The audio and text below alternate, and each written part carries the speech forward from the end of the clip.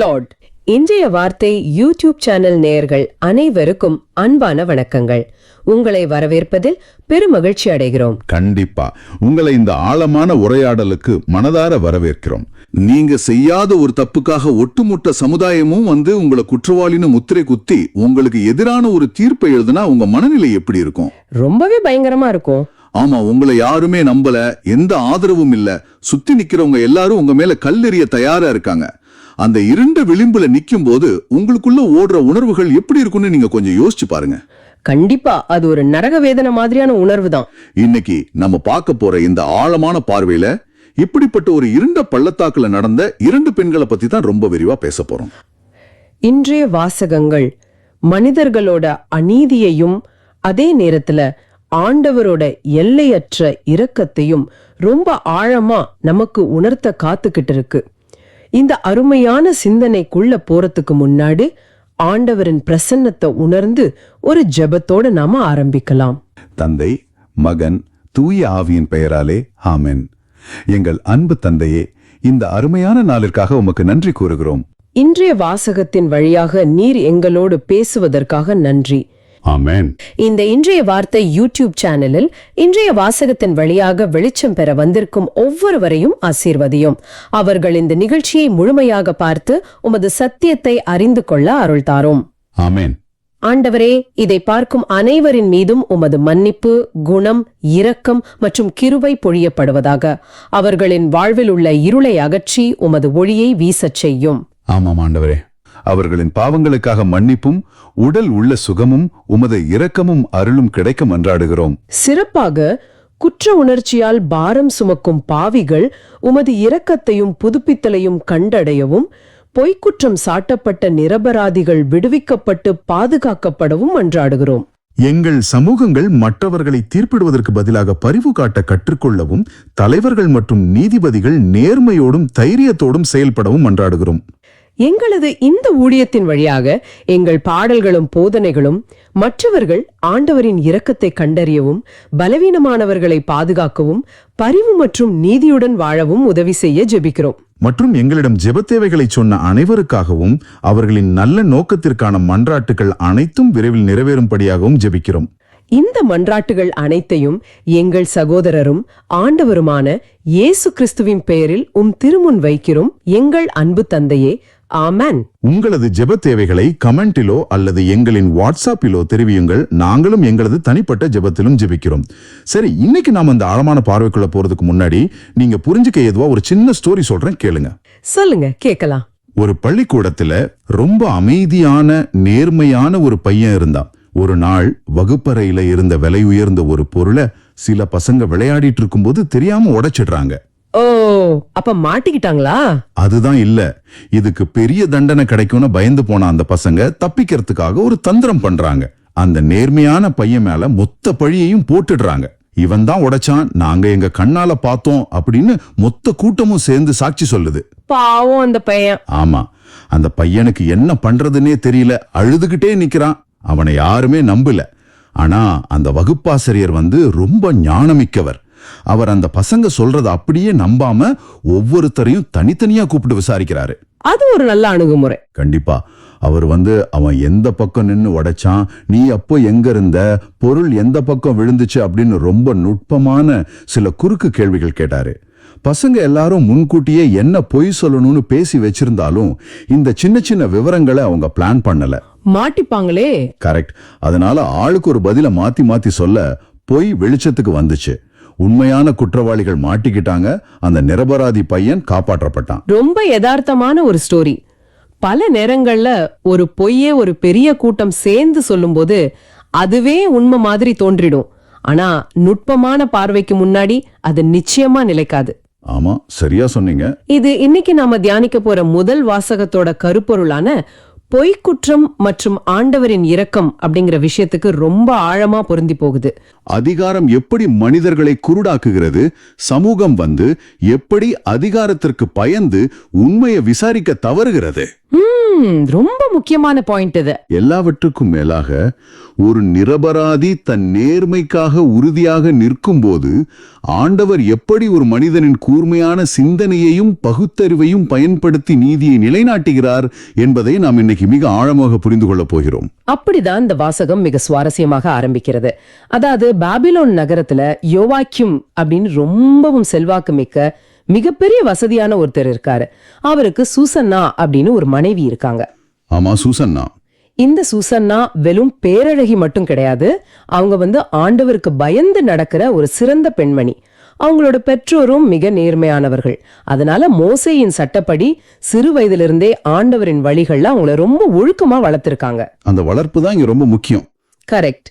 ஆனா இந்த நிகழ்வுல எனக்கு ஆச்சரியமான விஷயம் என்னன்னா, அந்த 2 பெரியோர்கள், அதாவது மக்கள் நடுவர்கள், நீதிபதிகள், யூத மக்கள் எல்லாருமே தங்களுடைய வழக்குகளை விசாரிக்க, நியாயம் கேட்க இவங்களை தேடிதான் யோவாக்கிம் வீட்டுக்கு வருவாங்க. ஆமா, அவங்கதான் அந்த சமூகத்தோட உச்சபட்ச அதிகாரம். அப்படிப்பட்ட ஒரு உயர்ந்த இடத்துல இருந்தவங்க தான் இந்த நிகழ்வோட முக்கிய குற்றவாளிகளாக மாறுறாங்க. இது எனக்கு இன்னைக்கு நடக்கிற ஒர்க் பிளேஸ் ஹராஸ்மெண்ட் மாதிரியே தோணுது. சட்டத்தை நிலைநாட்ட வேண்டியவங்களே ஏன் இவ்ளோ கீழ்த்தரமான ஒரு தப்ப செய்ய துணிஞ்சாங்க? இவ்ளோ பெரிய அதிகாரத்துல இருக்கிறவங்களுக்கு இது தப்புன்ற உறுத்தல் கொஞ்சம் கூடவா வந்திருக்காதா? ஏன்னா அவங்க சாதாரண ஆட்கள் கிடையாது. நீங்கள் கேட்பது மிக முக்கியமான கேள்வி. இது வெறும் ஒரு கணநேர் உணர்ச்சியால் ஏற்பட்ட சறுக்கல் கிடையாது. இது அதிகாரமும் மமதையும் கடந்த ஒரு மிக மோசமான உளவியல் நிலை. நீங்கள் கொஞ்சம் சிந்தித்து பாருங்கள். இஸ்ரேல் மக்கள் பாபிலோனில் அடிமைகளாக இருந்த அந்த சூழ்நிலை அது. ஆமா, அவங்களுக்குன்னு ஒரு தனி நாடு இல்ல, எந்த பாதுகாப்பும் இல்ல. அவர்களுக்கென்று ஒரு தனி நாடோ ஆலயமோ கிடையாது. இப்படிப்பட்ட நிலையில் இந்த முதியவர்கள் தான் அவர்களுக்கு இருந்த ஒரே நீதித்துறை. இந்த அதீத அதிகாரம் அவர்களுக்கு ஒரு விதமான அகந்தையை கொடுத்திருக்கிறது. நம்மளை யாரு கேள்வி கேட்க முடியும் அப்படிங்கிற ஒரு திமிர். சரியாக சொன்னீர்கள். நாம் நினைப்பதுதான் சட்டம், நம்மை கேள்வி கேட்க யாரும் இல்லை என்ற அந்த அதிகார திமிருதான் அவர்களின் வீழ்ச்சிக்கு முதல் காரணம். சூசன்னா தினமும் மதிய நேரத்தில் தன் கணவரின் தோட்டத்தில் தனியாக உலாவச் செல்வதை இந்த 2 நீதிபதிகளும் தினமும் திருட்டுத்தனமாக பார்க்கிறார்கள். ரொம்ப கேவலமான ஒரு செயல் இது. ஆமாம், அந்த தவறான எண்ணம் வந்தவுடனேயே அவர்கள் அதை தடுத்து நிறுத்தவில்லை. வாசகம் அதை மிக தெளிவாக ஆழமாக பதிவு செய்கிறது. தங்கள் மனத்தை தகாத வழியில் செல்ல விட்டார்கள். தங்கள் கண்களை திருப்பி விண்ணகத்தை நோக்குவதை தவிர்த்தார்கள். ஓ, அதாவது அவங்க வேணும்னே ஆண்டவரை மறந்துட்டாங்க. கண்டிப்பா.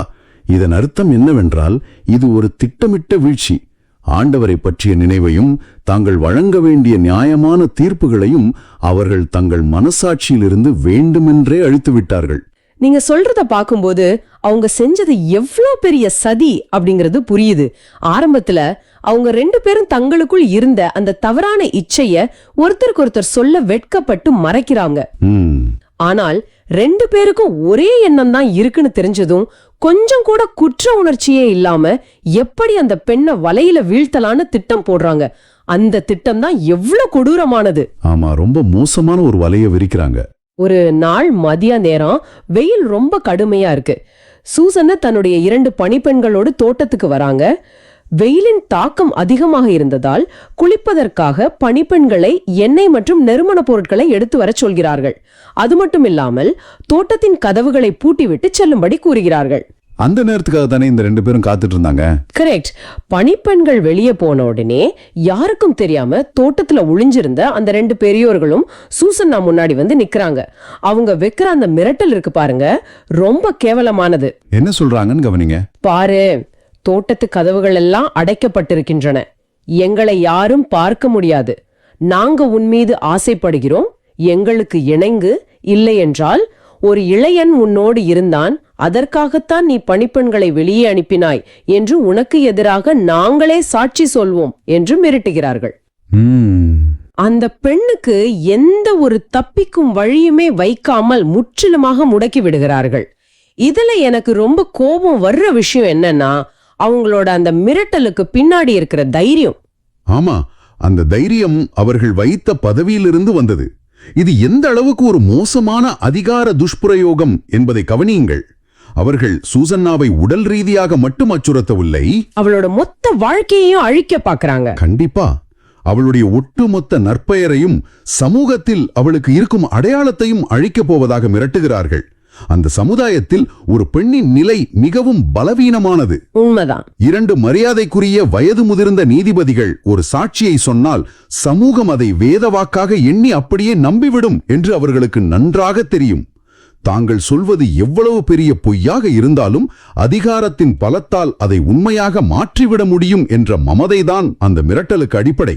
ஒரு பெண்ணின் தனிமையையும் சமூக கட்டமைப்பில் அவளுக்கு இருக்கும் பலவீனமான நிலையையும் தங்களுக்கு சாதகமாக பயன்படுத்திக் கொள்ளும் மிக கொடூரமான மனம் இது. ஆமா, இந்த இடத்துல சூசனா எடுக்கிற முடிவுதான் இந்த முழு நிகழ்வோட மையப்புள்ளின்னு நான் நினைக்கிறேன். அவங்களுக்கு முன்னாடி 2 வழிகள் தான் இருக்கு. ஒன்று, அந்த அதிகாரிகளுக்கு பணிந்து போய் தன்னுடைய உயிரை காப்பாத்திக் கொள்வது. ஆனா அது ஆன்மாவுக்கு மரணம். கரெக்ட். அது ஆண்டவருக்கு எதிராக செய்யும் மிகப்பெரிய பாவம். அதாவது அவளுடைய ஆன்மாவுக்கு ஏற்படும் மரணம். மற்றொன்று, அவர்களுக்கு பணிய மறுத்து அவர்கள் சுமத்தும் பொய்யான பழிக்கு ஆளாகி அவமானப்பட்டு மரண தண்டனையை ஏற்றுக்கொள்வது. இது அவளுடைய உடலுக்கு ஏற்படும் மரணம். ஆனா சூசனா பெருமூச்சு விட்டு கொண்டு சொல்றாங்க, நான் பெரிய சிக்கலில் மாட்டிக்கொண்டேன். உங்களுக்கு இணைந்தால் எனக்கு சாவு, இணங்காவிட்டாலும் உங்களிடமிருந்து தப்ப முடியாது. ஆனால் ஆண்டவர் பார்வையில் பாவம் செய்வதை விட அதை செய்யாமல் உங்கள் கையில் மாட்டிச் சாவதே எனக்கு மேல் என்று சொல்லிவிட்டு சத்தமாக கத்துறாங்க. இன்னொரு தைரியம் பாருங்க.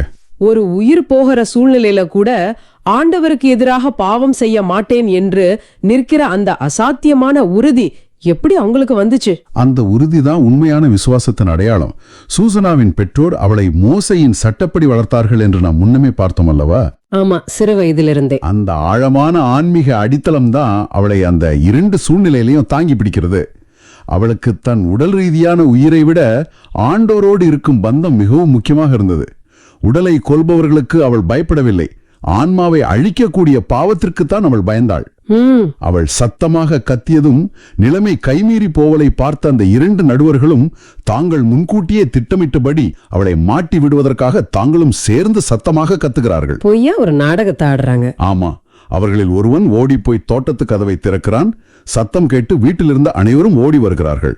அந்த பெரியோர்கள் தாங்கள் கட்டி வைத்திருந்த அந்த பொய்க்கதையை எல்லார் முன்னாடியும் சொல்கிறார்கள்.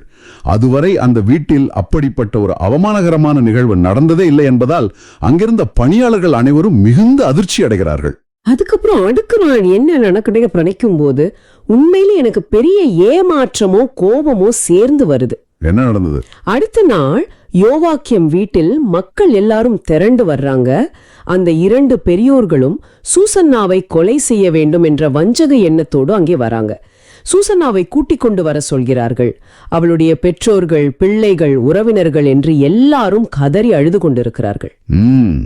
ரொம்ப சோகமான காட்சி அது. அப்போது அந்த 2 பெரியோர்களும் மக்கள் மத்தியில் எழுந்து நின்று சூசன்னாவின் தலை மீது தங்கள் கைகளை வைத்து தாங்கள் முன்னாடியே தயார் செய்து வைத்திருந்த அந்த பொய்யை எல்லார் முன்னாடியும் சொல்றாங்க. நாங்கள் தனியாக தோட்டத்தில் நடந்து கொண்டிருந்த போது இவள் உள்ளே வந்து கதவை அடைத்துவிட்டு பணிப்பெண்களை அனுப்பிவிட்டாள். அதாவது பழிய முழுசா அவ மேல போடுறாங்க.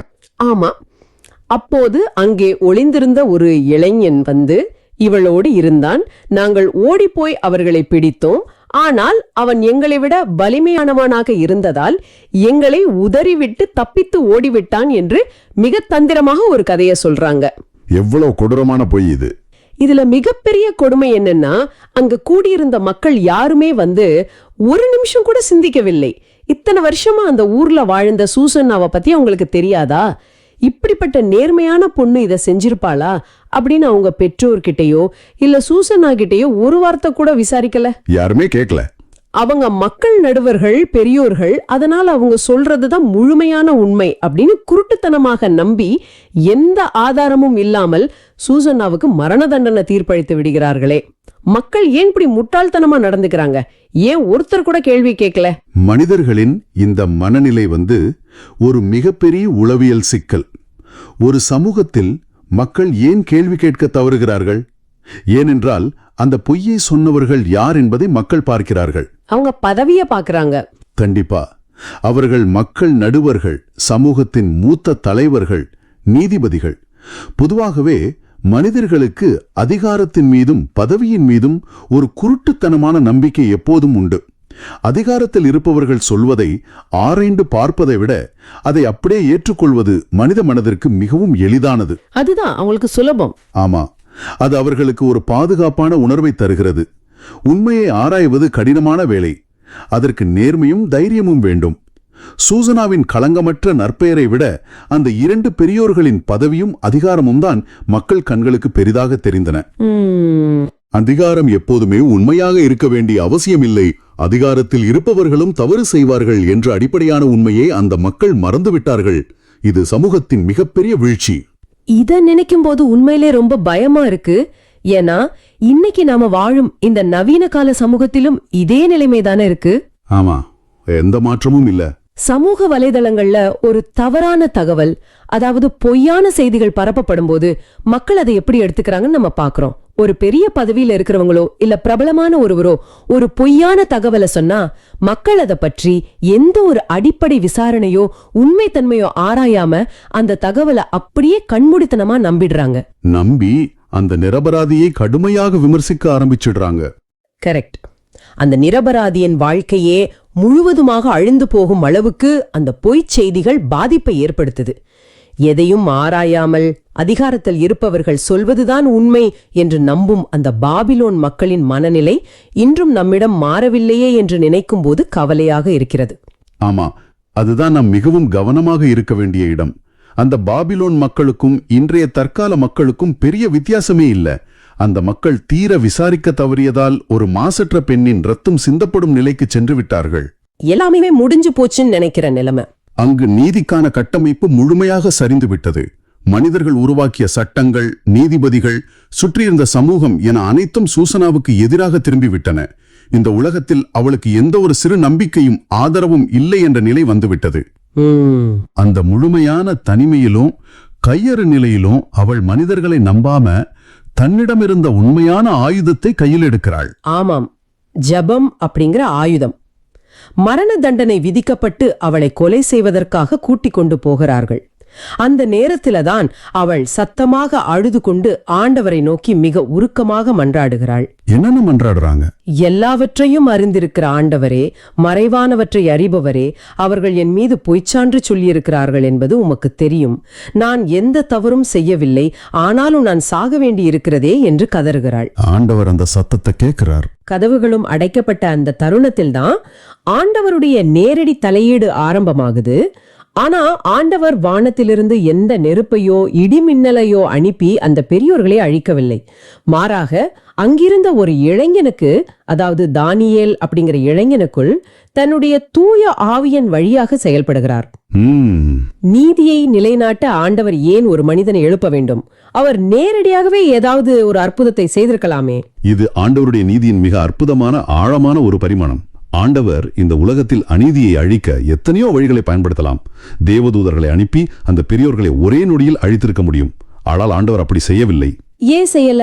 ஒரு சமூகத்தில் நடக்கும் அநீதியை தட்டி கேட்க அதே சமூகத்திலிருந்து ஒரு மனிதன் எழ வேண்டும் என்பதுதான் ஆண்டவரின் விருப்பம். அவர் மனிதர்களையே நீதியின் கருவிகளாக பயன்படுத்துகிறார். சூசனாவின் கண்ணீர் ஜபத்திற்கு பதிலாக தூய ஆவியின் தூண்டுதலால் அந்த இளைஞன் தானியேல் கூட்டத்தின் நடுவே சத்தமாக, இவளுடைய இரத்தப் பழியில் எனக்கும் பங்கில்லை என்று கத்துகிறான். எல்லாரும் அப்படியே திரும்பி பார்த்திருப்பாங்க. ஆமா, அதுவரை அந்த அதிகாரங்களுக்கு பயந்து அமைதியாக ஒரு கொலையை வேடிக்கை பார்த்து கொண்டிருந்த அந்த ஒட்டுமொத்த கூட்டமும் இந்த ஒரு இளைஞனின் சத்தத்தை கேட்டு அப்படியே ஸ்தம்பித்து நின்று அவரை திரும்பி பார்க்கிறது. தானியேல் அங்கே காட்டிய தைரியம் சாதாரணமானதல்ல. அவர் வெறும் கூட்டத்தை மட்டும் தடுத்து நிறுத்தவில்லை, அந்த இஸ்ரேல் மக்களை பார்த்து மிக கடுமையாக கோபப்படுகிறார். வழக்கை ஆராயாமல், உண்மையை அறிந்து கொள்ளாமல் ஒரு இஸ்ரேல் மகளை தீர்ப்பிட்டீர்களே, அந்த அளவு நீங்கள் அறிவிலிகளா என்று அந்த முட்டாள் சமூகத்தை அதட்டுகிறார். ஆமா, அவர் கேட்டது மிக சரியான கேள்வி. ஒரு இளைஞர் அந்த ஊரிலேயே பெரிய அதிகாரத்தில் இருக்கும் 2 நீதிபதிகளை பார்த்து ஒட்டுமொத்த மக்கள் முன்னிலையிலும் இப்படி சொல்வது எவ்வளவு பெரிய துணிச்சல்! அவர் அந்த மக்களை பார்த்து, நீதி வழங்கும் இடத்திற்கு திரும்பி போங்கள், இவள் மீது அவர்கள் பொய்ச்சான்று சொல்லியிருக்கிறார்கள் என்று சொல்லி அந்த விசாரணையை மீண்டும் தொடங்க வைக்கிறார். எல்லாமே முடிந்துவிட்டது என்று நினைத்த இடத்தில் தானியேல் அந்த அமைப்பை அப்படியே திருப்பி போடுகிறார். ஆனா இதற்கடுத்து அவர் எப்படி அந்த பொய்யை நிரூபிக்க போகிறார் என்ற ஆர்வம் எனக்கு ரொம்ப அதிகமாகுது. எந்த சாட்சியும் இல்லாத போது அவர் எதை வைத்து அந்த நீதிபதிகளை குற்றவாளிகள் என்று நிரூபிக்க போகிறார்? இங்குதான் தானியேல் வெறும் உணர்ச்சி வசப்பட்டு செயல்படவில்லை என்பது புரிகிறது. அவர் மிகவும் கூர்மையான ஒரு சிந்தனையோடும் ஆழமான ஒரு திட்டத்தோடும் செயல்படுகிறார். ஓ, அவர் சும்மா கத்தல, ஒரு பிளான் வச்சிருக்கார். கண்டிப்பா. இன்று நாம் அவரிடமிருந்து கற்றுக்கொள்ள வேண்டிய மிக முக்கியமான பாடம் இதுதான். அவர் கூட்டத்தினரை பார்த்து, அந்த 2 பெரியோர்களையும் தனித்தனியாக தூரமாக கொண்டு போய் வையுங்கள், நான் அவர்களை விசாரிக்க வேண்டும் என்று கட்டளையிடுகிறார். தனித்தனியா பிரிக்கிறார். ஆமா, இது குறுக்கு விசாரணையின் மிகச்சிறந்த உளவியல் உத்தி. இன்று நவீன கால சட்டத்துறைகளிலும் இதுதான் பின்பற்றப்படுகிறது. ஏனென்றால் பொய் சொல்வதற்காக 2 பேரும் ஒன்றாக சேர்ந்து ஒரு பொதுவான கதையை உருவாக்கியிருக்கலாம். கண்டிப்பா 2 பேரும் பேசி வச்சிருப்பாங்க. ஆனால் அவர்கள் அந்த பொய்யை சொல்லும்போது அவர்கள் உருவாக்கிய கற்பனை காட்சியில் உள்ள எல்லா நுண்ணிய விவரங்களும் ஒத்துப்போகாது. தனியாக பிரித்து விசாரிக்கும் போது அந்த பொய் சுக்குநூறாக உடைந்துவிடும் என்பது தானியேலுக்கு நன்றாக தெரிந்திருந்தது. அது எவ்வளவு துல்லியமாக நடக்குதுன்னு பாருங்க. தானியேல் முதல் ஒரு பெரியவரை கூப்பிட்டு விசாரிக்கிறார். உன் வாழ்நாள் முழுவதும் பாவம் செய்த நீ இப்போது சிக்கிக் கொண்டாய். நீ உண்மையிலேயே அவர்கள் இருவரையும் ஒன்றாக பார்த்திருந்தால் எந்த மரத்தடியில் அவர்கள் கூடியிருக்க கண்டாய் என்று கேட்கிறார். ரொம்ப முக்கியமான கேள்வி. அதற்கு அந்த பெரியவர் சற்றும் யோசிக்காமல் விளாமரத்தடியில் என்று பொய் சொல்கிறார். உடனே தானியேல், உன் பொய்யான வார்த்தைகள் உன் தலையிலேயே விழப்போகிறது என்று கடுமையாக எச்சரித்துவிட்டு அவரை அனுப்புகிறார். அடுத்து 2வது ஆள் வரார். ஆமா, பின்பு 2வது பெரியவரை கூப்பிட்டு அதே கேள்வியை கேட்கிறார். அதற்கு அவர் கருவாளி மரத்தடியில் என்று சொல்கிறார். எந்த மரத்தடியில் நடந்த சம்பவம் அப்படிங்கிற அந்த ஒரு சின்ன கேள்வி அவங்க இவ்வளவு நாளா திட்டமிட்டு கட்டி எழுப்பி அந்த மிகப்பெரிய பொய்க்கோட்டையை சுக்கு நூறா உடைத்து விட்டது. உண்மையிலே இது ஒரு மிக சிறந்த தந்திரம். ஆம், இது நமக்கு உணர்த்தும் பாடம் என்னவென்றால், உண்மை என்பது ஒருபோதும் மாறாது. ஒரு நிகழ்வு உண்மையாக நடந்திருந்தால் அதை 1000 முறை பிரித்து கேட்டாலும் அதில் இருக்கும் அடிப்படை தகவல்களும் பின்னணியும் ஒரே மாதிரியாகத்தான் இருக்கும். உண்மை எப்பவுமே மாறாது. ஆனால் கற்பனையாக உருவாக்கப்பட்ட ஒரு பொய் மிகவும் பலவீனமானது. ஏதோ ஒரு சிறிய இடத்தில் ஒரு சரியான கேள்வியின் மூலம் அந்த பொய் முழுமையாக வெளிச்சத்துக்கு வந்துவிடும். அந்த 2 பெரியோர்களும் தாங்கள் சொன்ன பொய்யின் விவரங்களில் முரண்பட்டார்கள். இது அவர்களின் குற்றத்தை எவ்வித சந்தேகத்திற்கும் இடமின்றி நிரூபித்துவிட்டது. மக்கள் அப்போ என்ன செஞ்சிருப்பாங்க? மக்கள் அனைவரும் ஆண்டவரை போற்றி புகழ்ந்தார்கள். தாங்கள் எந்த சட்டத்தை பயன்படுத்தி ஒரு மாசற்ற பெண்ணை கொல்ல நினைத்தார்களோ அதே மோசையின் சட்டத்தின்படி அந்த 2 நடுவர்களுக்கும் மரண தண்டனை நிறைவேற்றப்பட்டது. சரியான தண்டனை. ஆண்டவர் மீது முழுமையான நம்பிக்கை வைத்த மாசற்ற சூசன்னா காப்பாற்றப்படுகிறாள். இது நம்ம சிந்தனைய ரொம்பவே தூண்டக்கூடிய ஒரு நிகழ்வு. பொய் எவ்வளவு வலிமையானதாக தெரிந்தாலும், அதிகாரம் எவ்வளவு அச்சுறுத்துவதாக இருந்தாலும், உண்மை என்றாவது ஒரு நாள் வெளிவந்தே தீரும் அப்படிங்கறத இது ரொம்ப தெளிவாக காட்டுது. கண்டிப்பா. இன்னைக்கு சமூகத்துல எத்தனையோ அநியாயங்கள், கார்ப்பரேட் நிறுவனங்கள்ல நடக்கிற மோசடிகள், பொய்யான செய்திகள் பரப்பும் கலாச்சாரம்னு எல்லாமே நிறைஞ்சிருக்கு. எதை நம்புறது எதை நம்ப கூடாதுன்னு தெரியாத ஒரு குழப்பமான காலகட்டத்துல நம்ம வாழ்ந்துட்டு இருக்கோம். ஆமா, அது ஒரு பெரிய சவால். இப்படிப்பட்ட சூழ்நிலையில எந்த தகவலாக இருந்தாலும், அதை சொல்வது எவ்வளவு பெரிய பதவியில் இருப்பவளாக இருந்தாலும், தானியேல் பயன்படுத்திய அந்த பகுத்தறிவையும் கேள்வி கேட்கும் தைரியத்தையும் நாமும் வளர்த்துக்கணும் அப்படிங்கிறது ரொம்ப அவசியமா இருக்கு இல்லையா? நிச்சயமாக. இந்த வாசக நிகழ்வு நமக்கு 2 மிக முக்கியமான பாடங்களை கற்றுத்தருகிறது. ஒன்று, சூசனாவின் பக்கம். அவளுடைய அசாதாரணமான தைரியம். தன் உயிர் போகும் நிலை வந்தாலும் கொஞ்சம் சமரசம் செய்து கொண்டால் எளிதாக தப்பித்து விடலாம் என்ற சூழ்நிலை வந்தாலும் ஆண்டவருக்கு எதிராக நான் எந்த பாவமும் செய்ய மாட்டேன் என்று அவள் தன் நேர்மையில் உறுதியாக நின்றாள். அந்த இறுதி வரை தளராத உறுதிதான் ஆண்டவரை அவளுக்காக ஒரு மீட்பரை அனுப்பச் செய்தது. 2வது பாடம். 2வது, டானியேலின் பக்கம். ஒரு நிரபராதி அநியாயமாக தண்டிக்கப்படும் போது அதிகாரம் படைத்தவர்கள் சொல்கிறார்கள் என்பதற்காக அதை கண்மூடித்தனமாக நம்பி தமக்கு ஏன் வம்பு என்று ஒதுங்கி அமைதியாக இல்லாமல் அதை எதிர்த்து கேள்வி கேட்கும் தைரியம், அதுதான் இன்னைக்கு நமக்கு தேவை. இன்று உங்களை நீங்களே கேட்டுக்கொள்ளுங்கள். உங்கள் வாழ்வில் நேர்மையை கடைபிடிக்க கடினமான சூழல்களை வரும்போது எளிதான வழியை தேடி சமரசம் செய்து கொள்ளாமல் சூசன்னாவைப் போல உறுதியாக நிற்கிறீர்களா? அதைவிட முக்கியமாக உங்களை சுற்றியுள்ள யாராவது ஒருவருக்கு அநீதி இழைக்கப்படும் போது அவர்களுக்காக குரல் கொடுக்கும் ஒரு தானியேலாக நீங்கள் மாற தயாராக இருக்கிறீர்களா? யோசித்துப் பாருங்கள்.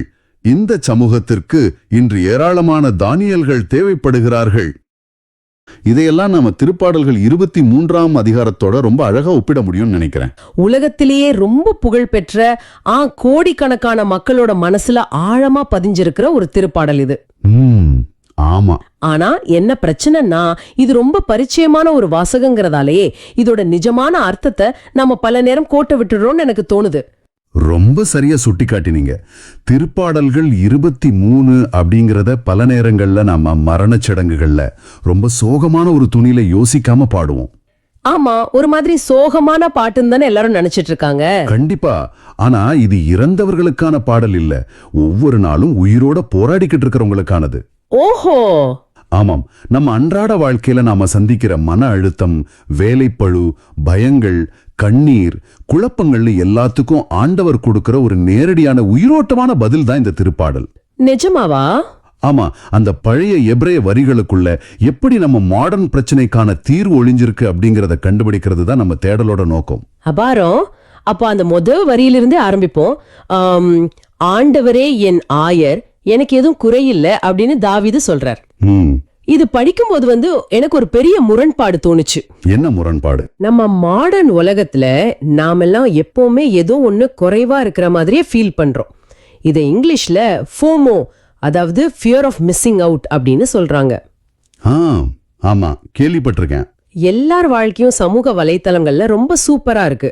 ஆனா நம்ம வாழ்க்கையில தான் ஏதோ பெரிய குறை இருக்குன்னு ஒரு கவலை. ரொம்ப இயல்பான ஒரு மனநிலை தான் இது. அது மட்டும் இல்ல, நம்ம கையில இருக்கிற ஸ்மார்ட் போன் பேட்டரி ஒரு 20% குறைஞ்சாலே நமக்குள்ள ஒரு பதற்றம் வந்துடுது. ஆமா, சார்ஜரை தேடி ஓடுவோம். ஐயோ, சார்ஜ் போயிடுச்சே, நம்ம உலகத்திலிருந்து துண்டிக்கப்பட்டுடுவோமோன்னு ஒரு பயம். அப்படி இருக்கும்போது எனக்கு எதுவும் குறையில்ல அப்படின்னு ஒரு மனிதனால எப்படி முழுமையா நம்ப முடியும்? பிராக்டிக்கலா இது சாத்தியமா? நல்ல கேள்வி. எனக்கு எந்த கஷ்டமும் வராது, எனக்கு கேட்டதெல்லாம் கிடைக்கும்னு தாவீது இங்க சொல்றாரா? இல்லவே இல்ல. இங்கதான் நம்ம மூல மொழியான எபிரேய மொழியில அந்த வார்த்தைகளை கவனிக்கணும். ஓ, எபிரேய மொழிய வேற அர்த்தம் இருக்கா? எனக்கு எதுவும் குறையில்ல அப்படிங்கறத நம்ம மக்கள் எனக்கு பேங்க் பேலன்ஸ் எப்பவுமே நிறைஞ்சிருக்கும், என் வீட்டுல எந்த நோயும் வராது, என் வாழ்க்கை ஒரு ஸ்மூத்தான ஹைவே மாதிரி இருக்கும்னு தப்பா புரிஞ்சுக்கிறாங்க. ஆமா, பலரும் அப்படிதான் நினைக்கிறாங்க.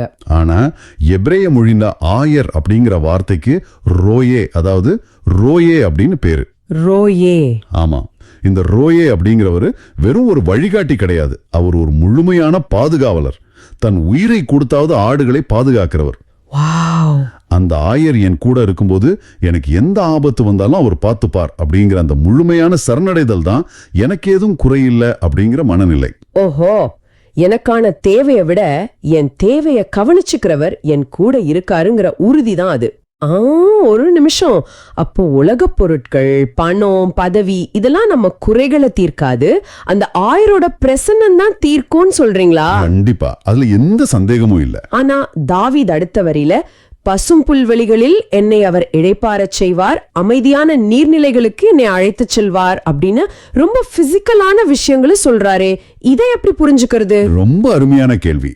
இதை நாம கொஞ்சம் ஜியோகிராபிக்கலா பார்க்கணும், அதாவது புவியியல் ரீதியா. சரி. பாலஸ்தீன தேசத்துல நீங்க நினைக்கிற மாதிரி எங்க பார்த்தாலும் பச்சை பசேல்னு கோல்ஃப் மைதானம் மாதிரி புல்வெளிகள் இருக்காது. அப்படியா? நான் எப்பவுமே ஒரு பெரிய புல்வெளியை தான் கற்பனை செஞ்சிருக்கேன். நிறைய பேர் அப்படித்தான் நினைக்கிறாங்க. ஆனா அது ஒரு கரடு முரடான பாறைகள் நிறைஞ்ச வறண்ட பூமி. அந்த வறண்ட பூமியிலையும் பாறைகளுக்கு இடையில வளர்கிற சின்ன சின்ன புற்களை கண்டுபிடிச்சு தான் ஆடுகளுக்கு பசி தீர்க்கிற இடத்துக்கு கூட்டிட்டு போறதுதான் ஆயனோட வேலை. ஓ, அப்போ அங்க புல் அப்படிங்கிறது ஈஸியா கிடைக்காது. ஆமா, அங்க புல்வெளிங்கிறது நிரந்தரமான ஒண்ணு கிடையாது, அது ஒரு தொடர் பயணம். ஒவ்வொரு நாளும் ஆயன் தேடி கண்டுபிடிச்சு ஆடுகளை கூட்டிட்டு போகணும். வாவ், இது எனக்கு புதுசா இருக்கு. அப்போ புல்வெளிங்கிறது நாம எப்பவுமே படுத்து தூங்குற இடம் கிடையாது. ஆயன் ஒவ்வொரு நாளும் நமக்காக கண்டுபிடிச்சு தர தினசரி உணவு. மிகச்சரி.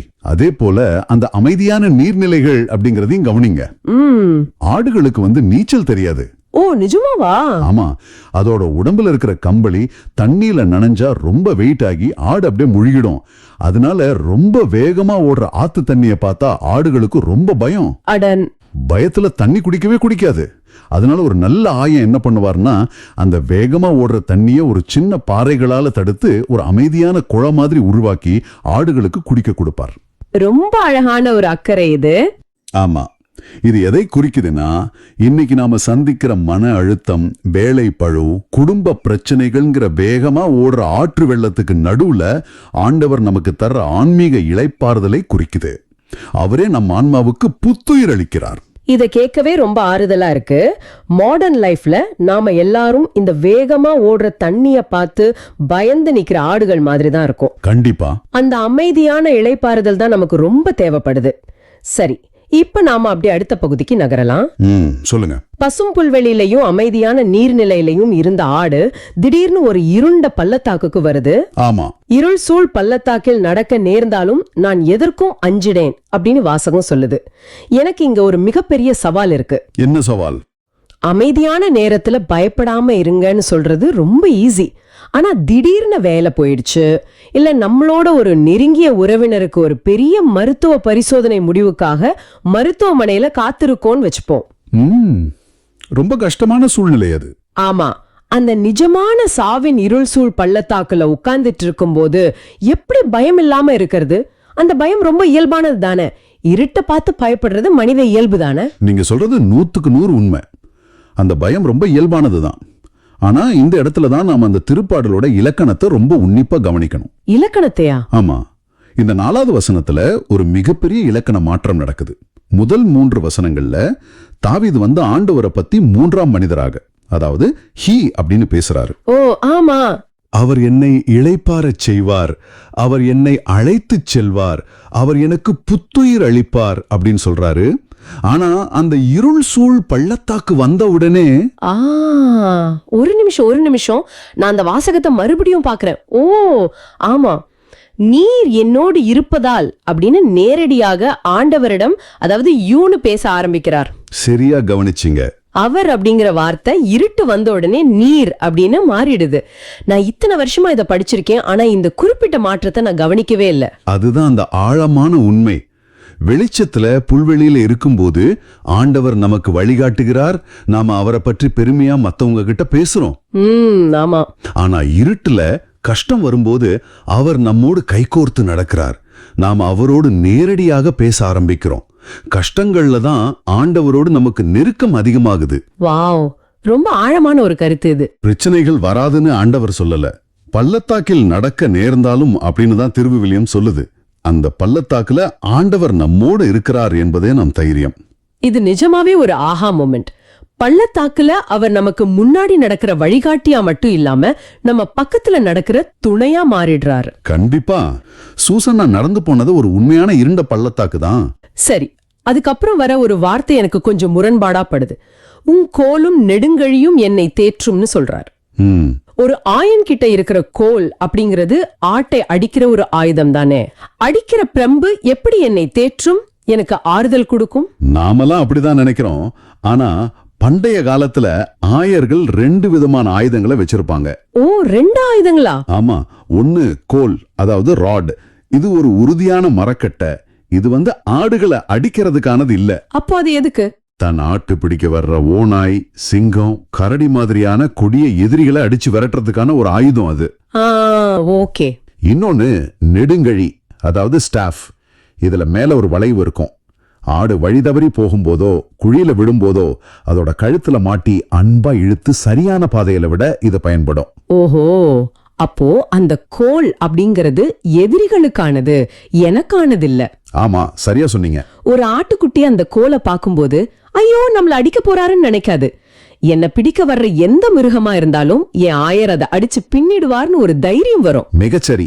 அப்போ ஆண்டவருடைய திருச்சட்டங்களும் சில நேரங்கள்ல அவர் கொடுக்கிற கண்டிப்புகளும் கூட நம்மை தண்டிப்பதற்காக அல்ல, தீமையிலிருந்து நம்மை பாதுகாக்கவும் தேற்றவும் தான் அப்படின்னு நம்ம புரிஞ்சுக்கலாமா?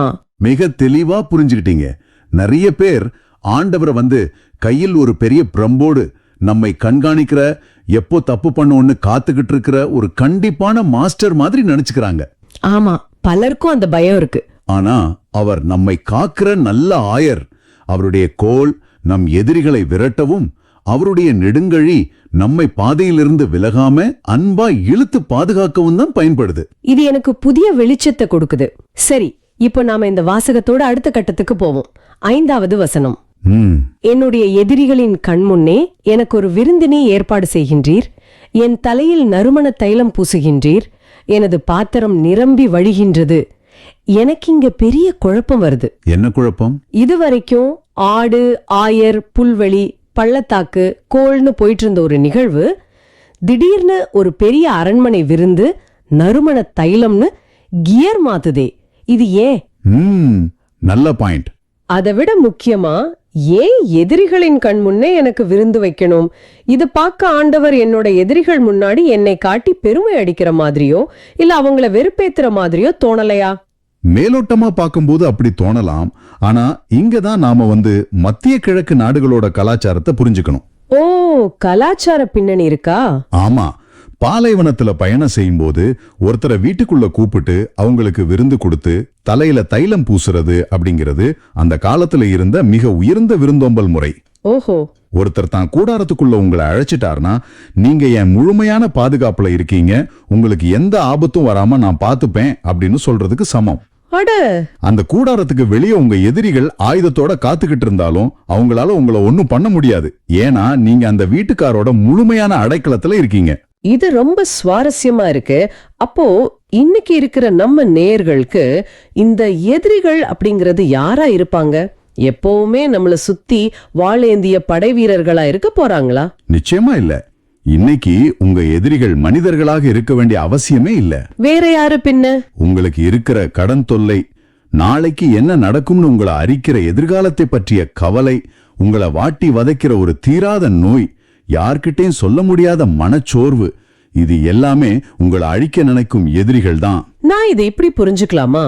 அதாவது இந்த எதிரிகள் எல்லாம் மொத்தமா அழிஞ்சதுக்கு பிறகு ஆண்டவர் எனக்கு விருந்து வைப்பார்னு இங்க சொல்லல. சரியா வந்தீங்க. ஒரு பக்கம் என் கடன் பிரச்சனை இருக்கு, இன்னொரு பக்கம் என் மருத்துவ ரிப்போர்ட் பத்தின பயம் இருக்கு. இந்த பிரச்சனைகள் எல்லாம் என்ன சூழ்ந்து நின்னுகிட்டு இருக்கும் போதே அந்த புயலின் மையத்திலேயே ஆண்டவர் எனக்கு ஒரு அமைதியும் கிருபையையும் பெருவிருந்தாக தந்து என்னை தன் கூடாரத்துல உட்கார வைக்கிறார். பிரச்சனை வந்து உங்களுக்கு வெளியே நின்னு பயமுறுத்தலாம், ஆனா உங்களை அதால தொட முடியாது. ஏன்னா நீங்க ஆண்டவருடைய விருந்தாளியா அமைதியா உட்கார்ந்துருக்கீங்க. ஆமா, நீங்க உங்களோட பிரச்சனைகளை வெறிச்சு பார்க்கல, உங்களுக்கு முன்னாடி ஆண்டவர் வச்சிருக்கிற விருந்த பாக்குறீங்க. அந்த தலையில் தைலம் பூசுவது அப்படிங்கிறது பாலைவன வெயில்ல காஞ்சு போன ஆடுகளோட தலையிலையும் அதோட காயங்கள்லயும் ஆயம் தடவர ஒரு மருந்து. ஓ, தைலம்னா ஒரு களிம்பு மாதிரி. ஆமா, அதே போல இந்த உலகத்துல காயம்பட்ட நம்ம மனசுக்கு ஆண்டவர் தன் கிருபையால சுகந்தர்றார். உங்களை எவ்வளவு ஸ்பெஷலா மதிக்கிறார்னு காட்டுறார். அப்போ அந்த பாத்திரம் நிரம்பி வழிகின்ற பேர் அப்படிங்கிறது அது வந்து ஆண்டவரோட தாராள குணத்தை காட்டுது. ஆண்டவர் எதையும் அளந்து கணக்கு பார்த்து கொடுக்கிறவர் கிடையாது. உங்களுக்கு எவ்வளவு தேவையோ அதை விட அதிகமா நிரம்பி வழியும் அளவுக்கு அவருடைய அருளும் அமைதியும் கிடைக்கும் என்பதற்கான ஒரு சக்தி வாய்ந்த அடையாளம் தான் அது. ஆண்டவருடைய அன்புல நாம எவ்வளவு பாதுகாப்பா இருக்கோம்னு நினைக்கும் போது ரொம்ப சிலிர்ப்பா இருக்கு. இப்ப நாம இந்த திருப்பாடலோட கடைசி வசனத்துக்கு வந்திருக்கோம். 6ஆம் வசனம் சொல்லுது, உண்மையாகவே என் வாழ்நாளெல்லாம் உம் அருளும் நலமும் பேரன்பும் என்னை புடை சூழ்ந்து வரும். நான் ஆண்டவரின் இல்லத்தில் நெடுநாள் வாழ்ந்திருப்பேன். ஒரு ஆடு தன் ஆயனை பின்தொடர்ந்து போன அந்த கரடுமுரடான பயணம் இப்போ ஆண்டவருடைய இல்லத்துல வந்து நிறைவடையுது. இந்த வசனத்துல முதலாவதா வருகிற வார்த்தையை கவனிங்க, உண்மையாகவே. உண்மையாகவே. ஆமா, தாவீது தன்னோட வாழ்க்கையை திரும்பி பார்த்து எத்தனையோ பள்ளங்களை சாவ கடந்து வந்து இப்போ சொல்றார். இதுல எந்த சந்தேகமும் இல்ல. எப்படி அந்த இருள் சூழ் பள்ளத்தாக்கு ஒரு நிஜமோ அதை விட பெரிய நிஜம் ஆண்டவருடைய அருளும் நலமும் பேரன்பும் நம்ம தொடர்ந்து வர்றது. கண்டிப்பா. இத மூளை எப்ரேய மொழியில பார்க்கும்போது ரடாஃப் அதாவது ரெட் ஆஃப் அப்படிங்கிற வார்த்தையை பயன்படுத்துறாங்க. இதுக்கு வெறுமனே பின்தொடர்வதுன்னு அர்த்தம் கிடையாது. வேட்டையாடுற மாதிரி தீவிரமா துரத்தி வருவது அப்படிங்கிற அர்த்தம் வரும். என்னது, ஆண்டவரோட அன்பு நம்மள வேட்டையாடுற மாதிரி துரத்தி வருதா? இது கேட்கவே ரொம்ப விசித்திரமா இருக்கே. நாம தானே எப்பவுமே ஆண்டவரை தேடி ஓடுவோம். அதுதான் இந்த வாசகத்தோட அழகு. நிறைய நேரம் நாம வாழ்க்கையில விரக்தியாகி ஆண்டவரை விட்டு விலகி ஓடுவோம். ஆமா, அது உண்மைதான். ஆனா நாம அவரை தேடி ஓடுறோமோ இல்லையோ, அவருடைய பேரன்பும் இரக்கமும் ஒரு வேட்டை நாய் மாதிரி நம்ம விடாம துரத்தி அரவணைச்சு நம்ம காப்பாற்றும். அந்த அளவுக்கு ஆண்டவர் நம்ம மேல ஒரு பித்து பிடித்த அன்பு வச்சிருக்கார். நாம தப்பிச்சு இருட்டுக்குள்ள ஓடினாலும் அவருடைய அன்பை நம்ம துரத்தி வரோம்னு சொல்றது ரொம்ப ஆழமான ஒரு உண்மை. சரி, கடைசியா ஆண்டவரின் இல்லத்தில் நெடுநாள் வாழ்ந்திருப்பேன் அப்படின்னு சொல்றாரே தாவீது. இத பலரும் நாம செத்ததுக்கு அப்புறம் பரலோகத்துக்கு போறத பத்தி தான் பேசுறாருன்னு நினைக்கிறாங்களே. அது ஒரு தவறான புரிதல். ஆண்டவரின் இல்லத்தில் வாழ்வது அப்படிங்கிறது ஏதோ எதிர்காலத்துல நாம செத்ததுக்கு அப்புறம் நடக்க போற விஷயம் இல்ல. அது இப்போ இந்த நிமிஷம் நடக்கிற நிஜம். ஆமா, ஒவ்வொரு நாளும் ஒவ்வொரு நொடியும் ஆண்டவரின் பிரசன்னத்தில் அவருடைய பேரன்பால் சூழப்பட்டு வாழ்வதுதான் ஆண்டவரின் இல்லத்தில் வாழ்வது.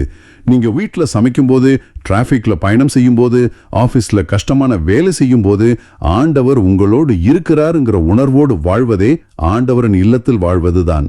ரொம்ப தெளிவா சொன்னீங்க. நிலைவாழ்வு என்பது இறந்த பிறகு தொடங்குவதல்ல, ஆண்டவரை அறிந்த வினாடியிலிருந்தே தொடங்கி விடுகிறது. ரொம்ப அருமையான ஒரு விளக்கத்தை கொடுத்தீங்க.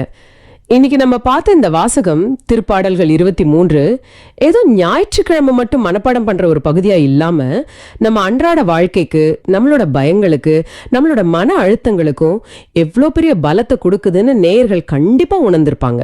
ஆமா, நான் அதை முழுமையா நம்புறேன். நேயர்களே, நாமெல்லாம் எப்பவுமே நம்ம வாழ்க்கையில பசும் புல்வெளிகள் மட்டும்தான் வேணும்னு நினைக்கிறோம். கஷ்டமே வரக்கூடாது, இருட்டே இருக்கக்கூடாதுன்னு நாம ஜெபிக்கிறோம். ஆனா அந்த புல்வெளிய பாதுகாப்பானதா மாத்துறதே நம்ம கூட இருக்கிற அந்த ஆயர் தான். ஆயர் இல்லாத புல்வெளி ஓநாய்களுக்கு ரொம்ப வசதியான இடம். ஆமா, சரியா சொன்னீங்க. உங்க வாழ்க்கை பயணத்துல உங்களை இப்ப வழி நடத்துறது எது? உங்க எதிர்காலத்தை பற்றிய பயமா, மனிதர்கள் மேல இருக்கிற எதிர்பார்ப்பா, இல்ல உங்களை உள்ளங்கையில் ஏந்தி சுமக்கிற இருட்டிலும் உங்களோடு நடக்கிற உங்க ஆயரான ஆண்டவரா? ஒரு நிமிடம் சிந்தித்து பாருங்கள். இந்த சிந்தனையை நான் முழுமையாக ஏற்றுக்கொள்கிறேன். நேயர்களே, இந்த திருப்பாடலின் வரிகளை ஏதோ ஒரு புத்தகத்தில் இருக்கும் வரிகளாக பார்க்காமல் ஒவ்வொரு நாளும் உங்கள் சொந்த ஜெபமாக மாற்றிக்கொள்ள உங்களை அன்போடு ஊக்குவிக்கிறேன். கண்டிப்பா. இருள் உங்களை சூழ்வது போல தோன்றினால் நீர் என்னோடு இருக்கிறீர் என்று சத்தமாக சொல்லுங்கள். அந்த வார்த்தைகளில் உள்ள வல்லமை உங்கள் இருளை விளக்கும். நீங்க இப்போ இப்படிப்பட்ட ஒரு இருண்ட பள்ளத்தாக்குல நடந்துட்டு இருக்கீங்களா? பொய் குற்றச்சாட்டுகளோ அவதூறுகளோ உங்களை சூழ்ந்திருக்கா? இந்த ஆயன் உங்க கூடவே இருக்காரு, நம்புங்க. அவர் உங்களுக்காக போராடுவாருங்கிறத நேர்களுக்கு நாம இந்த நேரத்துல பதிவு செய்ய விரும்புறோம். நிச்சயமா. இது சூசனாவோட வாழ்க்கையில நடந்த ஒரு பெரிய அற்புதம். ஆனா இதுல இன்னல கோணமும் இருக்கு. சூசனா எந்த தப்பும் பண்ணல, அவங்க நிரபராதி. அதனால ஆண்டவர் அவங்கள காப்பாத்தினாரு. அதுல நியாயம் இருக்கு. இல்ல, ஒரு நிமிஷம். இங்கதான் எனக்குள்ள ஒரு பெரிய முரண்பாடு தோணுது. சூசனா நிரபராதி, ஓகே. ஆனா உண்மையிலேயே ஒருத்தர் தப்பு செஞ்சிருந்தா என்ன நடக்கும்? விபச்சாரத்துல கையும் மெய்யுமா பிடிப்பட்ட ஒரு பெண்ணோட நிகழ்வு இந்திரிய நற்செய்தியில, அதாவது யோவான் 8ஆம் அதிகாரத்துல வருதே. ஆமா, அந்த நிகழ்வுல அங்க அந்த பெண் நிஜமாவே தப்பு செஞ்சிருக்காங்க. வெறும் ஒரு வரலாற்று நிகழ்வு கிடையாது. எசேக்கியேல் 33ஆம் அதிகாரம் 11ஆம் வசனம், அப்புறம் யோவான் நற்செய்தி 8ஆம் அதிகாரத்தை முன்வைக்க போறோம்.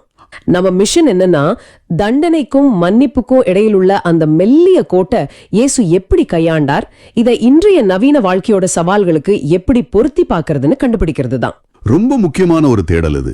ஏன்னா மேலோட்டமா பார்த்தா ஒரு பெண்ணை தண்டிக்க கொண்டு வர்றாங்க, இயேசு அவளை காப்பாத்துறார் அப்படின்னு மட்டும்தான் தோணும். ஆனா அதுக்குள்ள இருக்கிற அரசியல், உளவியல் மற்றும் இறையியல் பின்னணி ரொம்ப ரொம்ப பெரியது. நாம் அப்படியே அந்த காட்சியை கண் முன்னாடி கொண்டு வருவோம். சரி, சொல்லுங்க.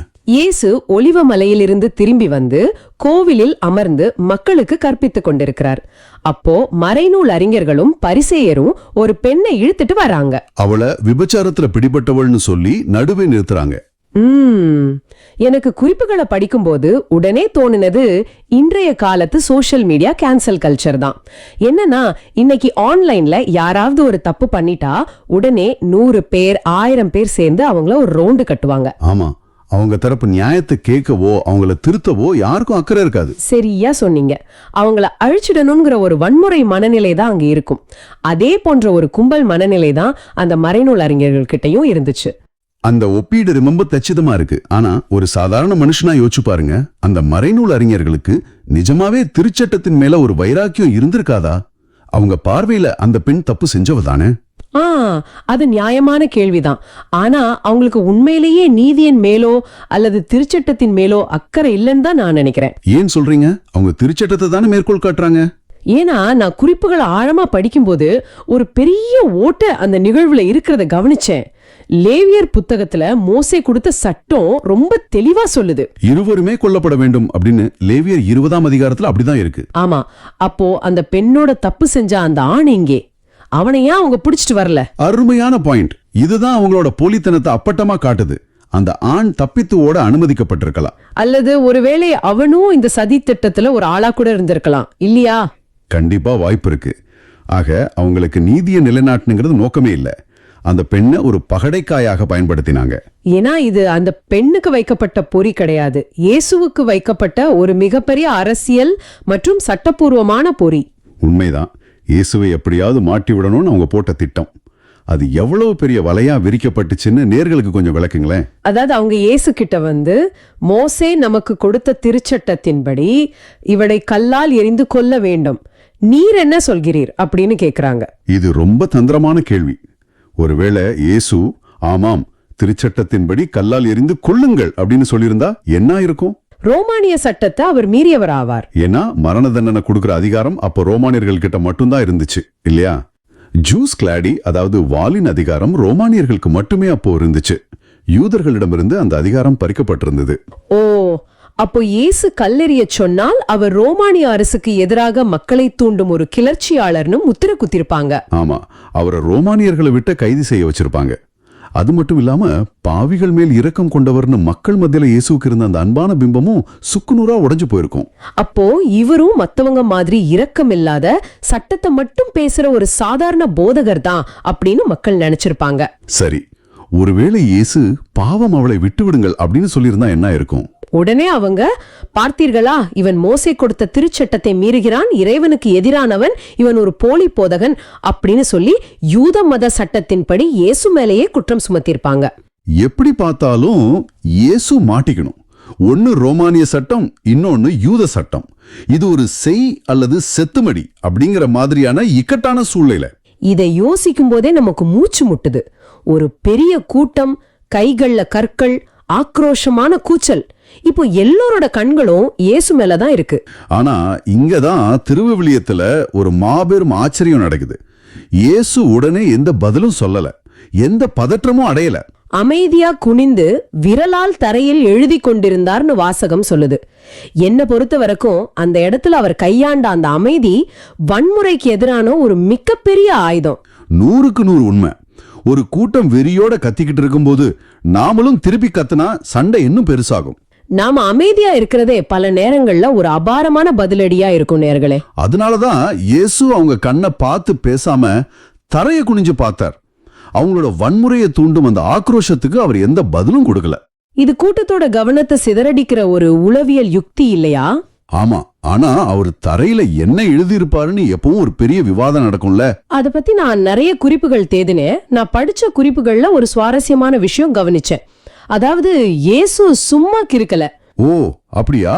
கிரேக்க மொழியில இத பத்தி என்ன சொல்லிருக்காங்க? கிரேக்க மொழியில எழுதுவது அப்படிங்கிறதுக்கு கிராஃபோ அப்படின்னு சொல்றாங்க. ஆனா இந்த குறிப்பிட்ட இடத்துல கெட்டாகிராஃபோ அப்படிங்கிற வார்த்தை பயன்படுத்தப்பட்டிருக்கு. கட்டாகிராஃபோ அப்படின்னு என்ன அர்த்தம்? அதாவது ஒருத்தரோட குற்றங்களை அதிகாரப்பூர்வமா பட்டியலிடுறது. இத வாசிக்கும் போது எனக்கு என்ன தோணுச்சுன்னா, இயேசு அந்த பரிசேயர்களோட ரகசிய பாவங்களை தான் அங்க தரையில எழுதினாரா? நீங்க சொல்றது ரொம்ப ஆழமான பார்வை. அன்றைய யூத பின்னணியில எரேமியா இறைவாக்கினர் சொன்ன ஒரு இறைவாக்கு இருக்கு. என்ன இறைவாக்கு அது? ஆண்டவரை விட்டு விலகியவர்களின் பெயர்கள் புழுதியில் எழுதப்படும் அப்படிங்கிறது தான் அது. அந்த மறைநூல் அறிஞர்கள் கண்டிப்பா இதை அக்குவேற ஆணிவேரா படிச்சிருப்பாங்க. எருசலேம் கோவில் வளாகங்கிறது கற்களால பதிக்கப்பட்டது. ஆனா ஆயிரக்கணக்கான மக்கள் நடந்து வர்றதால அங்க எப்பவும் புழுதி படிஞ்சிருக்கும். சரியா சொன்னீங்க. இயேசு அந்த புழுதியில தன்னை நோக்கி விரல் நீட்டியவர்களோட குற்றங்களை வரிசையா பட்டியலிட்டிருக்கலான்னு பல அறிஞர்கள் நம்புறாங்க. வாவ், இது கேட்கும் போதே சிலிர்க்குது. மற்றவங்க பாவங்களை பகிரங்கமா சுட்டிக்காட்ட வந்தவங்களோட சொந்த பாவங்கள், யாருக்கும் தெரியாதுன்னு அவங்க நினைச்ச ரகசியங்கள் அங்கு புழுதியில எழுதப்பட்டிருக்கு. அதனாலதான் அவங்க விடாம கேட்டுக்கிட்டே இருக்கும்போது இயேசு நிமிர்ந்து பார்த்து அந்த உலக புகழ் பெற்ற வார்த்தைய சொல்றார். உங்கள் பாவம் இல்லாதவன் முதலில் இப்பெண் மேல் கல்லெறியட்டும் அப்படிங்கிற வார்த்தை. அந்த ஒரு வாக்கியத்துல அவர் அந்த மொத்த சதிவலையையும் தவிடுபடியாக்கிட்டார். அவர் திருச்சட்டத்தையும் மீறல. ஏன்னா தப்பு செஞ்சவங்களுக்கு தண்டனை உண்டுங்கிறத அவர் ஏத்துக்கிறார். ஆனா அந்த தண்டனையை கொடுக்க தகுதியானவர் யாருங்கிறத மாத்தி அமைச்சிட்டார். அதான் சட்டத்தை வைத்து நியாயம் தீர்க்க வந்தவர்களின் மனசாட்சியை தட்டி எழுப்பிய மாபெரும் தருணம் இது. இதை கேட்ட உடனே அந்த கூட்டத்தோட நிலைமை என்னாச்சுன்னு கொஞ்சம் யோசிச்சு பாருங்க நேயர்களே. ஒவ்வொருத்தர் கையிலையும் கல் இருக்கு, அடிக்க கை ஓங்கி நிக்கிறாங்க. ஆனா நெஞ்சுக்குள்ள குற்ற உணர்ச்சி இடியா இறங்கி இருக்கு. வாசகம் ரொம்ப நுட்பமா சொல்லுது. அவர் சொன்னதை கேட்டதும் முதியோர் தொடங்கி ஒவ்வொருவராக அங்கிருந்து சென்று விட்டார்கள் அப்படின்னு. அங்கதான் உண்மையான ட்விஸ்ட் இருக்கு. ஏன் முதியோர்கள் முதல்ல போனாங்கன்னு நீங்க நினைக்கிறீங்க? எனக்கு என்ன தோணுதுன்னா, ஒரு இறைஞ்சனை விட பல வருஷமா வாழ்ந்த ஒரு முதியவருக்கு தன்னோட வாழ்க்கையில தான் செஞ்ச தவறுகள், ஏமாற்றங்கள், ரகசிய பாவங்கள் எல்லாமே மனசாட்சியில ரொம்ப வேகமா குத்தியிருக்கும். ஆமா, வயதாக ஆக மனிதர்கள் செய்யும் தவறுகளின் பட்டியல் நீளமாக இருக்கும் இல்லையா? கண்டிப்பா. இயேசுவோட அந்த ஒரு பார்வை, அந்த ஒரு வார்த்தை அவங்களோட போலி திரையை கிழிச்சிடுச்சு. நானே பாவி, நான் எப்படி இவ்வளவு தண்டிக்க முடியும்னு அவங்க உணர்ந்து சத்தம் இல்லாம கல்ல கீழே போட்டுட்டு போயிட்டாங்க. ரொம்ப ஆழமான கவனிப்பு இது. கடவுளோட மனநிலைய எசேக்கியேல் இறைவாக்கினர் ரொம்ப அழகா பதிவு செஞ்சிருக்கார். இந்த இடத்துல தான் நாம எசேக்கியேல் 33ஆம் அதிகாரம் 11ஆம் வசனத்தை இணைத்து பார்க்கணும். அந்த வாசகத்துல ஆண்டவர் ரொம்ப தெளிவா சொல்றாரு இல்லையா? ஆமா, தீயோர் சாக வேண்டும் என்பது என் விருப்பம் அன்று, மாறாக அத்தீயோர் தம் வழிகளில் நின்று திரும்பி வாழ வேண்டும் என்பதே என் விருப்பம் என்கிறார் ஆண்டவர். உண்மைதான். அந்த மக்கள் கூட்டத்தினர் அந்த பெண்ணின் சாவை விரும்பினார்கள், அவளை அழிக்க நினைத்தாங்க. ஆனா ஆண்டவரோ அவளின் வாழ்வை விரும்பினார், அவளை காப்பாற்றார். இதுல இன்னொரு கோணமும் இருக்கு. ஆண்டவர் அந்த பெண்ணுக்கு மட்டும் இரக்கம் காட்டல. கல்லெறிய வந்தாங்களே அந்த பரிசேயர்கள், அவங்களுக்கும் சேர்த்தே அவர் ஒரு வாய்ப்பு கொடுத்தார். அது எப்படி? இயேசு நினைச்சிருந்தா அவங்களுடைய பாவங்களை எல்லார் முன்னாடியும் சத்தமா சொல்லி அவங்களை அவமானப்படுத்தி இருக்கலாம். ஆனா அவர் அப்படி செய்யல. ஓ, அவங்க எல்லாரும் தங்களோட சொந்த பாவங்களை உணர்ந்த அமைதியா விலகி சென்றதன் மூலம் ஆண்டவர் அத்தனை பேருடைய உள்ளங்களையும் எப்படி பரிசோதித்தார்னு நம்ம பார்க்க முடிகிறது. சரியா சொன்னீங்க. அவங்க குற்ற உணர்ச்சியால போனாலும் அதுவும் அவங்களுக்கு கொடுக்கப்பட்ட ஒரு மனமாற்றத்துக்கான வாய்ப்பு தான். இத நினைக்கும் போது மனசுக்கு ரொம்ப இதமா இருக்கு. இறுதியா அந்த இடத்துல நடக்கிற ஒரு காட்சி ரொம்ப உணர்வு பூர்வமானது. கல்லெறிய வந்த கூட்டம் முழுசா போயிருச்சு. கடைசியில இயேசுவும் அந்த பெண்ணும் மட்டுமே தனித்து நிக்கிறாங்க. ஒரு பக்கம் முழுமையான தூய்மையான ஆண்டவர், இன்னொரு பக்கம் பாவத்தின் பிடியில சிக்கிய பயந்து நடுங்கி நிற்கும் ஒரு சாதாரண பெண். இயேசு நிமிர்ந்து பார்த்து, அம்மா, அவர்கள் எங்கே? நீர் குற்றவாளி என்று எவரும் தீர்ப்பளிக்கவில்லையா அப்படின்னு கேட்கிறார். அந்த குரல்ல எவ்வளவு கனிவும் படிவும் இருந்திருக்கும். ஆமா, அந்த பெண் இல்லை ஐயா அப்படின்னு சொல்றா. அப்போ இயேசு சொல்றார், நானும் உன்னை தீர்ப்பளிக்கவில்லை, நீ போகலாம், இனி பாவம் செய்யாதே. இதுல நாம கவனிக்க வேண்டிய மிக முக்கியமான உண்மை ஒண்ணு இருக்கு. இயேசு அந்த பெண்ணோட பாவத்தை நியாயப்படுத்தவில்லை.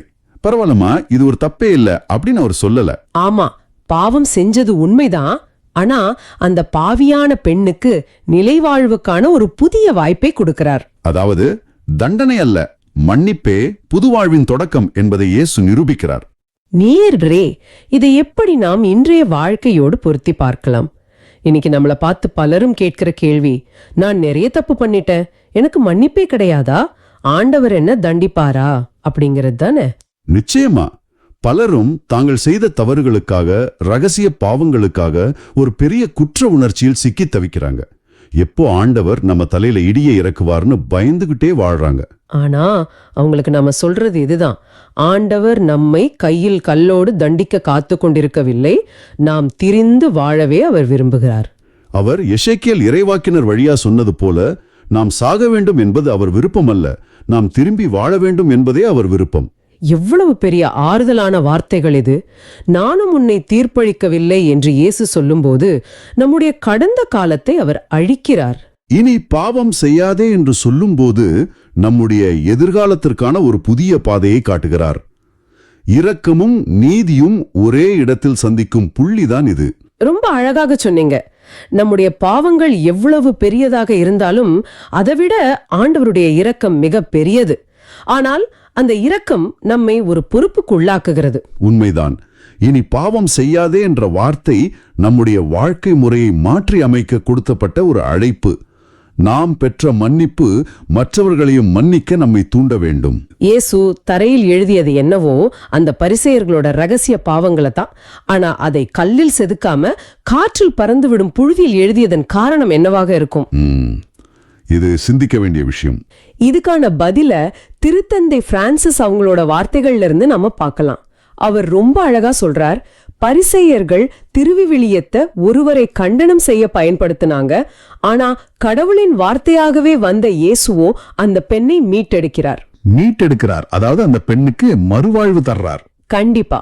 அன்பால் உந்தப்படாத எந்த தீர்ப்பும் நிலைமையை மோசமாக்குமே தவிர ஒரு மனிதனை மாற்றாது அப்படின்னு திருத்தந்தை சொல்றார். இதை கேட்கும் போதே ரொம்ப நெகிழ்ச்சியா இருக்கு. இயேசு சட்டத்தை மீறல, ஆனா சட்டத்தோட உண்மையான நோக்கமான அன்பை அங்கே நிலைநாட்டுறார். சரியா சொன்னீங்க. திருத்தந்தை சொல்றார், இரக்கமும் துயரமும் அங்கே சந்தித்தன. இன்னொரு முக்கியமான விஷயத்தையும் நாம இங்க கவனிக்கணும். பழங்கால மூலமொழியில தீர்ப்பளிப்பது அல்லது கண்டனம் செய்வது அப்படிங்கிற வார்த்தைக்கு ரொம்ப ஆழமான அர்த்தம் இருக்கு.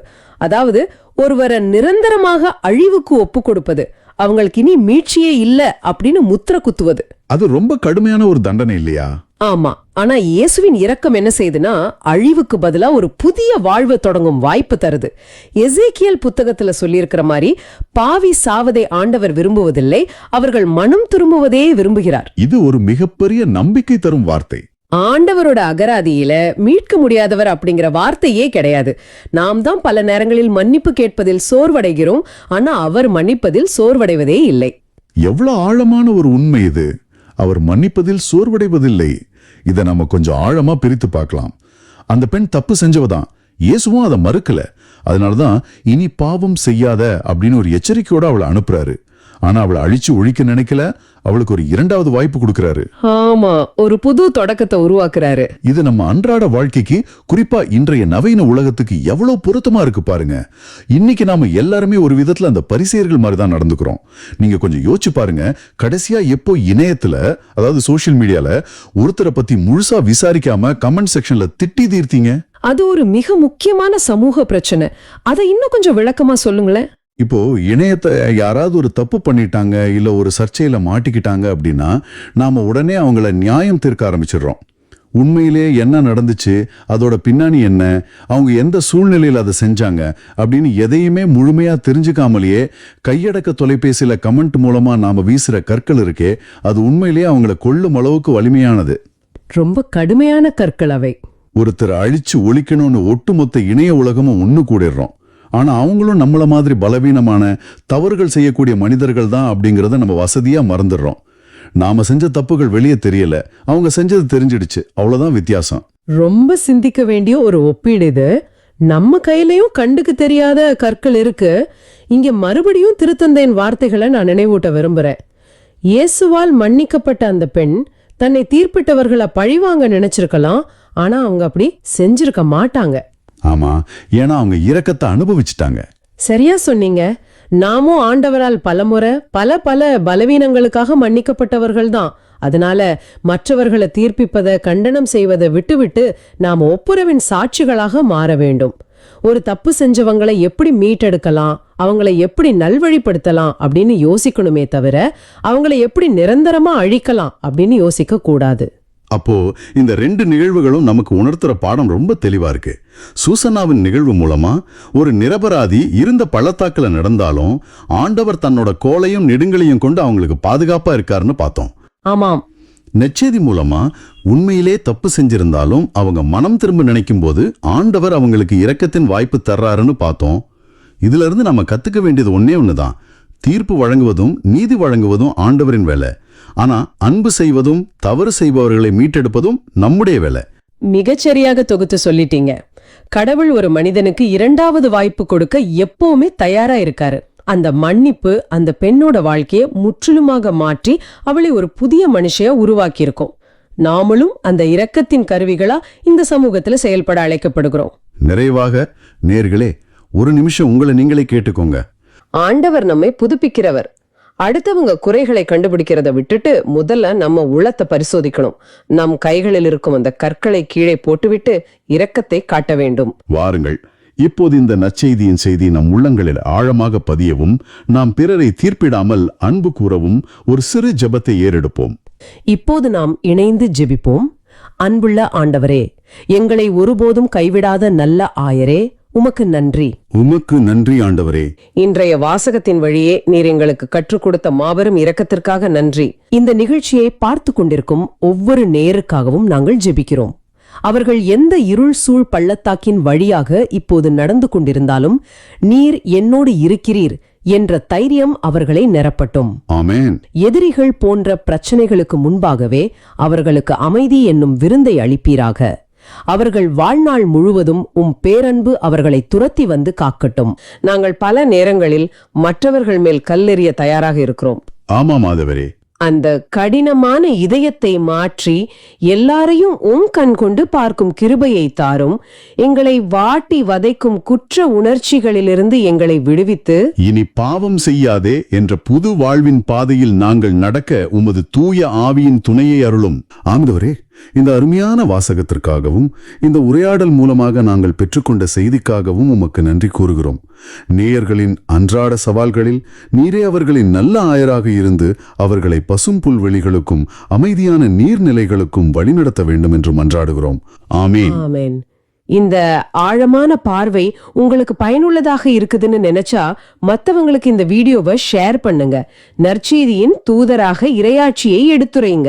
நன்றி. உங்களை 106வது குற்றம் சுமத்தினாலோ அல்லது நீங்களே குற்ற உணர்ச்சியில தவிச்சாலோ புழுதியில் உங்கள் பாவங்களுக்காக அல்ல, உங்கள் புது வாழ்வுக்காக எழுதி கொண்டிருக்கும் இயேசுவை நினைத்து பாருங்கள்.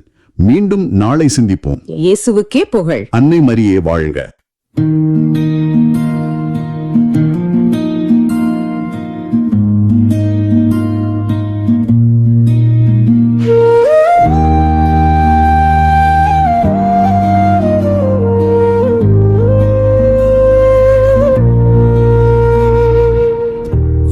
சூழ் பள்ளத்தாக்கில் நடக்க நேர்ந்தாலும் நான் எதற்கும் மஞ்சிடே. இருள் சூழ் பள்ளத்தாக்கில் நடக்க நேர்ந்தாலும் நான் எதற்கும்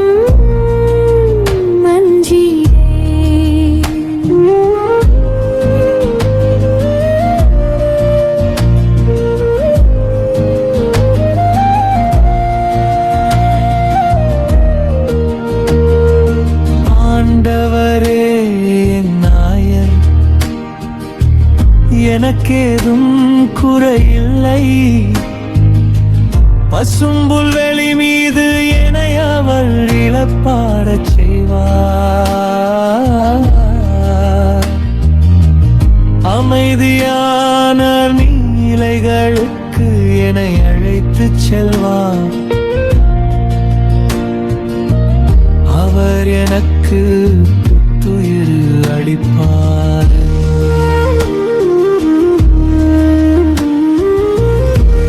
சூழ் பள்ளத்தாக்கில் நடக்க நேர்ந்தாலும் நான் எதற்கும் மஞ்சிடேன்.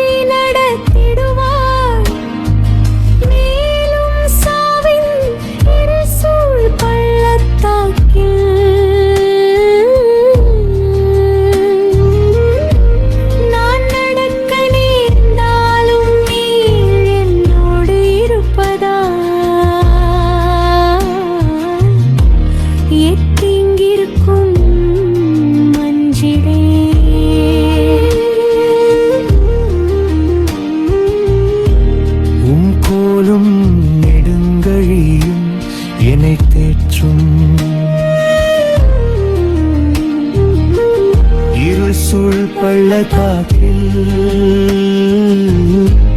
நடக்க நேர்ந்தாலும் நான் எதற்கும் மஞ்சிடேன்.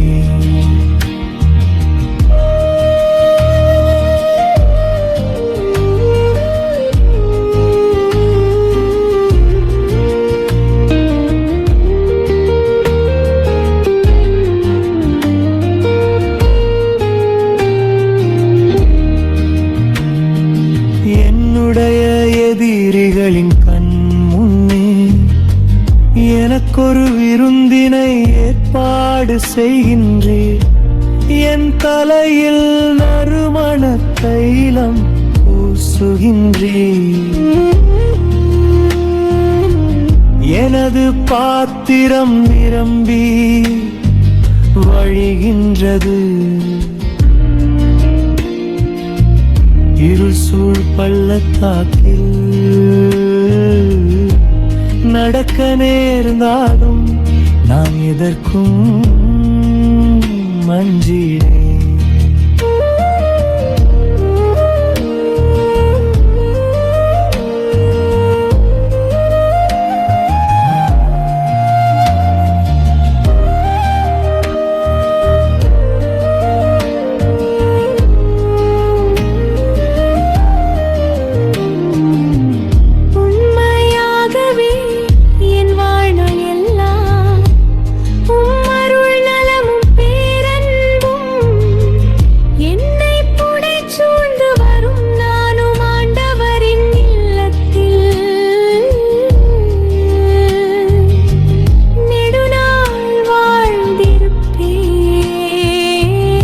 இருசூழ் பள்ளத்தாக்கில் நடக்க நேர்ந்தாலும் நான் எதற்கும் மஞ்சிடேன். இருசூழ் பள்ளத்தாக்கில் நடக்க நேர்ந்தாலும் நான் எதற்கும் மஞ்சிடேன். இருசூழ் பள்ளத்தாக்கில் நடக்க நேர்ந்தாலும் நான் எதற்கும் மஞ்சிடேன். இருசூழ் பள்ளத்தாக்கில்